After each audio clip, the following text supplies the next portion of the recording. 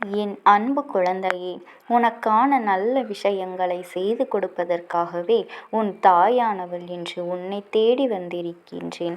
இன்று உன் அம்மா உனக்கு ஒரு அவசரமான செய்தியைத்தான் சொல்வதற்காக வந்திருக்கின்றேன். இந்த செய்தியினை கொண்டு வந்திருக்கின்றேன். என் பிள்ளையே, நீ வணங்கிய ஒரு தெய்வம் இப்பொழுது நீ சொன்ன ஒரு வார்த்தையினால் உன்னை விட்டு விலகி நிற்கின்றது. நான் சொல்கின்ற வார்த்தைகளை புரிந்து கொண்டு அவரை மீண்டும் நீ உன் அருகில் வரவழைக்க வேண்டும். நீ வணங்குகின்ற ஒரு ஆண் தெய்வம், இத்தனை காலமும் உனக்கு உறுதுணையாக இருந்த ஒரு தெய்வம் இப்பொழுது உன்னை விட்டு விலகி நிற்கின்றது என்றால் நிச்சயமாக அதை ஏற்றுக்கொள்ள முடியாத ஒரு விஷயம். எக்காரணத்தை கொண்டும் என் பிள்ளை இதை நம்ப முடியாத ஒரு விஷயம். உன்னுடைய வாழ்க்கையில் நடந்து கொண்டிருக்கின்ற ஒரு சில உண்மைகளை நீ இத்தனை காலமும் உணராமல் இருந்து விட்டாய். ஆனால் இப்பொழுது இந்த அம்மா உன் வாழ்க்கையில் இருக்கின்ற இந்த நேரத்தில் உன்னை சுற்றி நடப்பதை எல்லாம் என்னவென்று நிச்சயமாக உனக்கு சொல்லித்தர வேண்டும் என்று வந்திருக்கின்றேன். உன் வாழ்க்கையில் நடக்கின்ற ஒவ்வொரு விஷயங்களையும் என்னவென்று சர்வ நிச்சயமாக நீ புரிந்து கொள்ள வேண்டும். உனக்காக இந்த வாழ்க்கை என்ன கொடுத்திருக்கின்றது என்பதனை பற்றி நீ யோசித்து அதிலிருந்து உனக்கான விஷயங்களை எல்லாம் நிறைவாக பெற்றுக்கொள்ள வேண்டும். எப்பொழுதுமே இந்த வாழ்க்கை இப்படித்தான் இருக்கின்றதா என்று வருத்தப்படாமல் நாம் செய்கின்ற சில தவறுகளை நாம் நிச்சயமாக திருத்திக் கொள்ள வேண்டும் என்று நினைத்தால் உனக்கான நன்மைகளும் இந்த வாழ்க்கையில் உன்னை தேடி வரும் என்பதனை நீ புரிந்து கொள்வாய். நடந்து முடிந்த விஷயங்களை எல்லாம் எண்ணி வருத்தப்படாதே. இனி நடக்கப் போவது என்னவென்று எண்ணத் தொடங்கு. ஒரு ஆண் தெய்வம் நமக்கு துணையாக இருப்பது என்பது எத்தனை பலம். ஆனால் அவர்களையே நீ ஏதோ ஒரு வார்த்தைகளை சொல்லி உன்னை விட்டு விலக வைத்திருக்கின்றாய் என்றால் அது இந்த வாழ்க்கையில் நீ செய்த மிகப்பெரிய தவறு அல்லவா? இந்த தவறை நீ இனி ஒரு பொழுதும் செய்யக்கூடாது. நீ செய்த இந்த தவறை திருத்திக் கொள்வதற்கு அம்மா ஒரு வாய்ப்பு கொடுக்கின்றேன். இந்த வாய்ப்பினை சரியாக பயன்படுத்தி நீ இதிலிருந்து உன் வாழ்க்கையை மீட்டெடுத்து விட வேண்டும். இல்லை என்றால் இதன் பிறகு வருகின்ற கஷ்டங்களுக்கு எல்லாம் நீதான் பொறுப்பாவாய் என்பதனை புரிந்து கொள். உன் வாழ்க்கையில் உன்னை தேடி வருகின்ற ஒவ்வொரு பிரச்சனைகளுக்கும் நீதான் தீர்வினை தேட வேண்டும் என்பதனை புரிந்து கொள். எல்லா நிலையிலும் இருந்து இந்த வாழ்க்கை உனக்கு கொடுப்பது என்னவென்று உன்னால் புரிந்து கொள்ள முடியாமல் போகலாம். ஆனால் தெய்வமே உனக்கு முன்னால் வந்து இதையெல்லாம் எடுத்து சொல்லும் பொழுது நீ என்னவென்று புரிந்து கொள்ளாமல் சென்றுவிடக்கூடாது. உன்னை தேடி வருகின்ற ஒவ்வொரு உண்மைகளையும் நீ புரிந்து கொள்ள வேண்டிய கட்டாயம் உனக்கு வந்து விட்டது. இந்த நொடியிலிருந்து நீ எதையெல்லாம் பெற நினைக்கின்றாயோ அதையெல்லாம் பெற்றுக்கொண்டு உனக்கான மகிழ்ச்சியை நிறைவாக ஏற்றுக்கொள்ள நீ தயாராக இருந்து விட்டாலே போதும். எப்பொழுதும் போல உனக்கென இந்த அம்மா நான் உனக்கு துணையாக இருப்பேன். என் பிள்ளையே, நாம் போகின்ற வார்த்தைகள், பேசுகின்ற வார்த்தைகள் எல்லாம் கவனமாக இருக்க வேண்டும். நாம் சொல்கின்ற சொல் இன்னொருவரின் மனதை காயப்படுத்தக்கூடாது. அதிலும் குறிப்பாக ஒரு மனிதரை காயப்படுத்துவதற்கு ஒரு தெய்வத்தை காயப்படுத்துவதற்கும் வித்தியாசம் இருக்கின்றது அல்லவா? ஒரு தெய்வத்தையே காயப்படுத்தி விட்டாய் என்று நான் சொல்லும் பொழுது நிச்சயமாக அதனை நீ சற்று உன்னிப்பாக கவனிக்க வேண்டும் அல்லவா? என்ன நடந்தது என்பதனை, நீ என்ன செய்தாய் என்பதனையும் நிச்சயமாக நீ புரிந்து கொள்ள வேண்டும். இந்த வாழ்க்கையில் உனக்கென்று நடக்கின்ற ஒவ்வொரு சந்தர்ப்பங்களையும் நீ சர்வ நிச்சயமாக புரிந்து கொள்ள வேண்டிய கட்டாயம் உனக்கு இருக்கின்றது அல்லவா? எந்த நேரத்தில் எப்படி நடந்து கொள்ள வேண்டும் என்பதனை நீ தெரிந்து புரிந்து அதற்கு ஏற்றது போல நடந்து கொள்ள தொடங்கினால் சுற்றி வருகின்ற எல்லா விஷயங்களிலிருந்தும் உனக்கான நல்ல நேரம் ஆரம்பித்துவிடும். நீ எதிர்பார்க்கின்ற சந்தோஷங்களும் நீ எதிர்பார்க்கின்ற விஷயங்களும் எப்பொழுதுமே உன்னை தேடி வந்து கொண்டே இருக்கும். யாரும் உனக்கு எந்த வகையிலும் துன்பத்தை கொடுத்திருக்க மாட்டார்கள். நாம் இங்கே ஒவ்வொருவரும் நமக்கு தெய்வத்தின் துணை இல்லையே என்று வேண்டி விரும்பி நிற்கின்ற இந்த நேரத்தில் நமக்கு துணையாக இருப்பவர்களை நாம் அனுப்பியிருக்கின்றோம் என்பது எத்தனை கடினமான ஒரு விஷயம் என்பதனை புரிந்து கொள். இந்த நேரத்தில் தான் இந்த அம்மா இந்த செய்தியை உன்னிடத்தில் நான் சொல்லாமல் விட்டால் நிச்சயமாக நீ மீண்டும் அவர்களை திரும்ப உன் வாழ்க்கைக்குள் கொண்டு வந்து விடுவாய் என்று நான் உன்னிடத்தில் சொல்ல வந்திருக்கின்றேன். நான் சொல்கின்ற வார்த்தைகளில் இருக்கின்ற உண்மைகளை நீ என்னவென்று புரிந்து கொண்டு இதிலிருந்து எப்படி நீ மீண்டு வர வேண்டும் என்பதனையும் தெரிந்து கொண்டாயானால் நிச்சயமாக இனி எந்த துன்பங்களும் உன்னை வந்து சேராமல் நீ உன்னை காத்து கொள்வாய் என்பதனால்தான் உனக்கு இந்த செய்தி இப்பொழுது உன்னிடத்திலிருந்து கிடைத்திருக்கின்றது. நல்ல மாற்றங்களை இந்த வாழ்க்கையில் நிச்சயமாக நீ பெற வேண்டும். நல்ல திருப்பங்களை நிச்சயமாக நீ காண வேண்டும். உனக்கு தெய்வத்தின் துணை எப்பொழுதும் இருக்க வேண்டும். நான் சொல்கின்ற விஷயங்களை முதலில் கவனித்துவிட்டு அதன் பிறகு எந்த தெய்வம் இப்பொழுது உன் மீது கோபம் கொண்டிருக்கின்றது என்பதனை நீ புரிந்து கொள்ளலாம். ஒவ்வொரு நாளுமே நாம் பேசுகின்ற பேச்சிலிருந்து நம்மை யார் என்று மற்றவர்கள் அடையாளம் கண்டு கொள்வார்கள். உன்னிடத்திலிருந்து நீ நன்றாக இருக்கின்றாயா என்று ஒருவர் கேட்கும் பொழுது நான் நன்றாக இருக்கின்றேன் என்று சொல்வதற்கு நன்றாகத்தான் இருக்கின்றேன் என்று சொல்வதற்கும் வித்தியாசம் இருக்கின்றதே அல்லவா? பேச்சு தோணியிலேயே ஒருவரினுடைய உண்மையான குணம் எப்படியெல்லாம் என்று தெரிந்துவிடும். இப்படித்தான் இப்பொழுதும் உன்னையுடைய உண்மையான குணம் என்னவென்று மற்றவர்களுக்கு தெரிய தொடங்கும். நீ பேசும் பொழுது எத்தனை கவனமாக பேசுகின்றாய் என்பதை பொறுத்துதான் இந்த வாழ்க்கையில் அத்தனை விஷயங்களும் உன்னை தேடி வரும் என்பதனை நீ புரிந்து கொள்ள வேண்டும். உனக்கான நல்ல நேரம் வந்துவிட்டது. ஏனென்றால் உனக்கான சந்தோஷம் உன்னை தேடி வந்திருக்கும். ஆனால் உனக்கு நேரம் சரியில்லை என்றால் நீ பேசுகின்ற வார்த்தைகள் எல்லாம் தவறாகத்தான் விழுந்திருக்கும். அது நீ சொன்ன வார்த்தைகளினால் மற்றவர்களுக்குத்தான் பாதிப்பே தவிர உனக்கு எந்த பாதிப்பும் இல்லை. நாம் செய்தது தவறு என்று உன்னை திருத்திக் கொள்ள முயற்சி செய்து விட்டாய். ஆனால் தெய்வம் உனக்கு இரக்கம் கொள்ளும். இல்லை என்றால் நீ சொன்னது சரிதான் என்று பிடித்த பிடியில் நின்று கொண்டிருப்பாய். ஆனால் தெய்வமும் உன்னை கண்டு கொள்ளாமல் சென்றுவிடும் என்பதனை நீ புரிந்து கொள். அப்படி என்ன தெய்வம் உன்னை விட்டு விலகி நிற்கின்றது, எந்த தெய்வம் உன்னுடைய வார்த்தைகளை கேட்டு கோபம் கொண்டிருக்கின்றது என்பதனை நீ நிச்சயமாக இப்பொழுது புரிந்து கொள்ள வேண்டும். யார் என்று நான் சொல்கின்றேன், கவனமாக கேள் என் குழந்தையே. ஒரு ஆண் தெய்வத்தை கையெடுத்து வணங்குகின்றாய். உனக்கு காவல் தெய்வமாக நின்று கொண்டிருக்கின்றார். உன்னுடைய குலசாமியாக இருக்கின்றார். இவர் இத்தனை நாளும் உனக்கு செய்யாத விஷயங்கள் கிடையாது.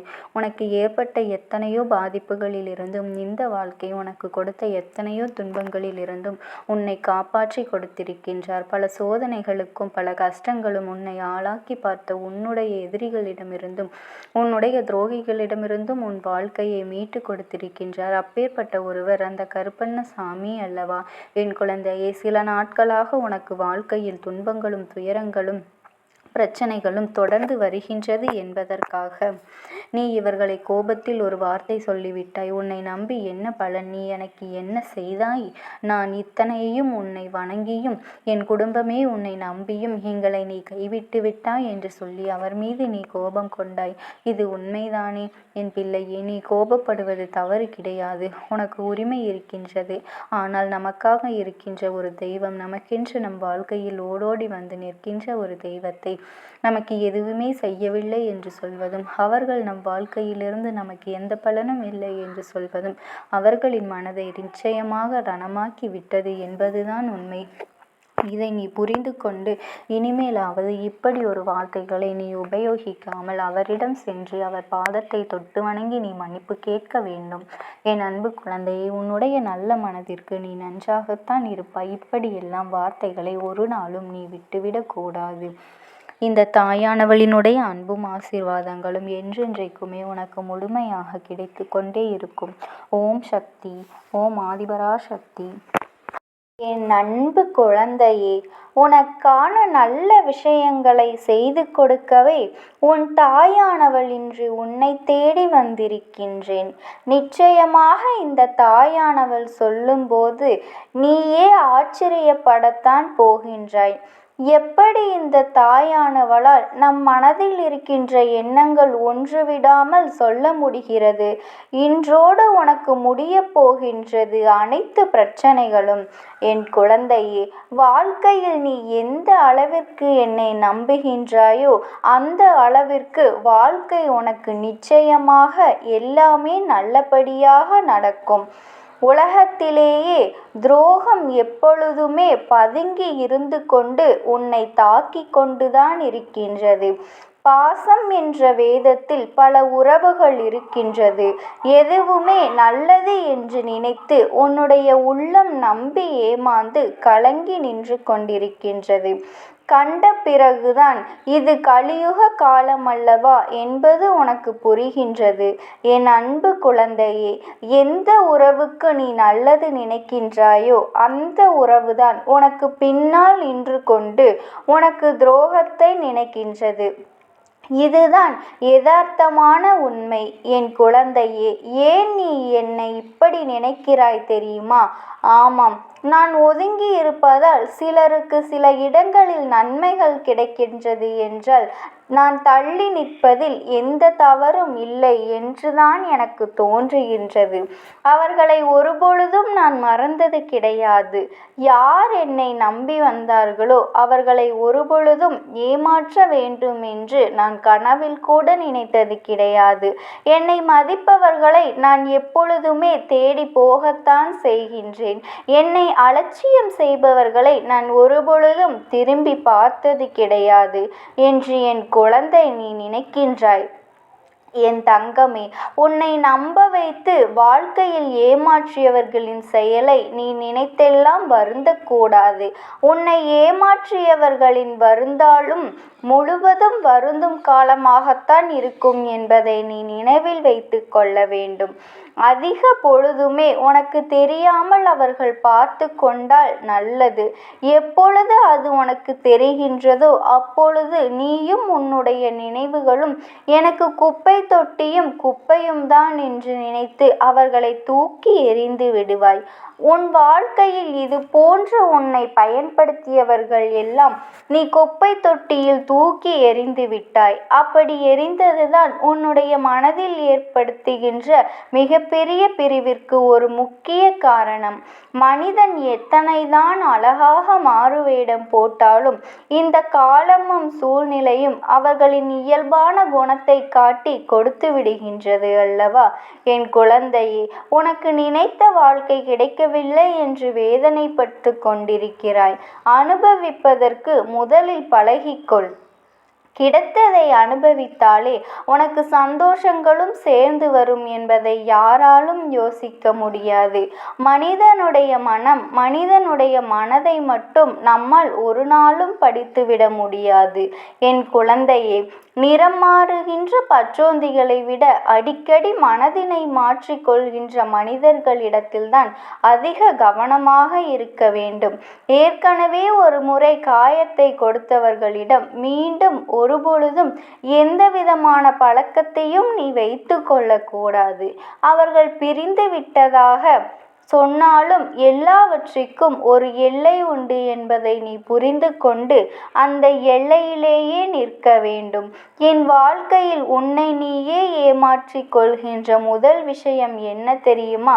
நீ பாசம் வைத்த அனைவரும் உன் மீதும் பாசம் வைத்திருப்பார்கள் என்று நினைத்து கற்பனை செய்து கொண்டிருப்பதுதான். இங்கு எல்லோருமே எல்லோரிடத்திலும் இருந்து நன்மைகளை பெற நினைக்கிறார்கள். ஒரு நாளும் மற்றவர்களுக்கு தன்னிடத்திலிருந்து எந்த ஒரு நன்மையும் கொடுக்க நினைப்பது கிடையாது.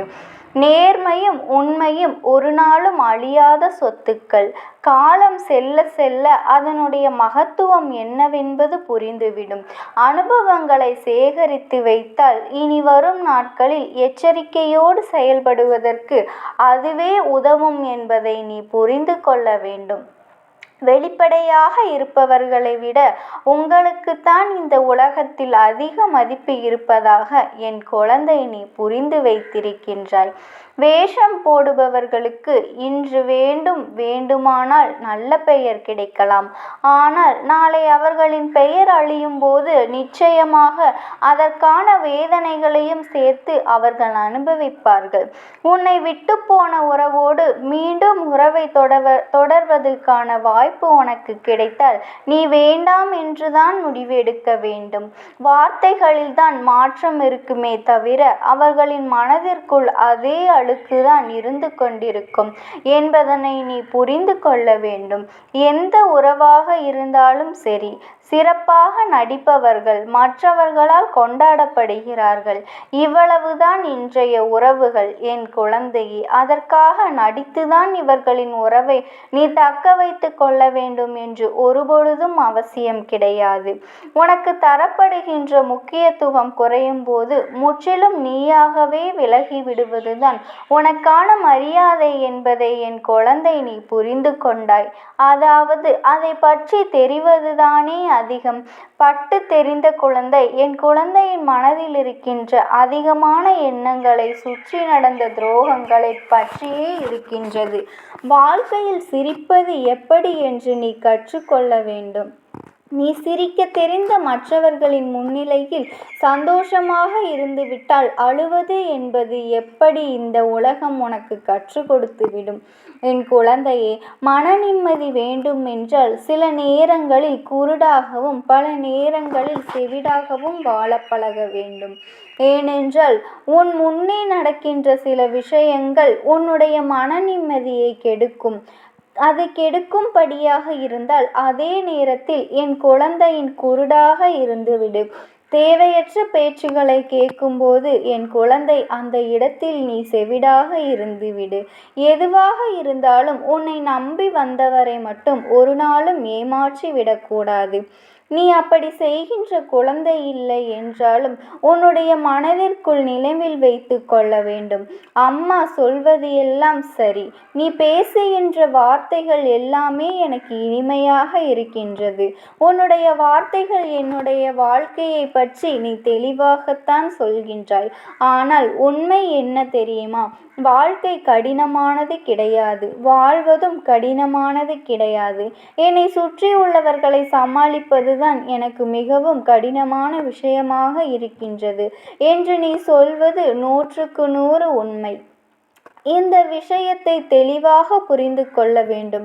உன்னை உண்மையாகவே யார் புரிந்து கொண்டார்களோ அவர்களிடத்தில் மட்டும்தான் நீ உன்னுடைய தேவைகளை பற்றி சொல்ல வேண்டும்.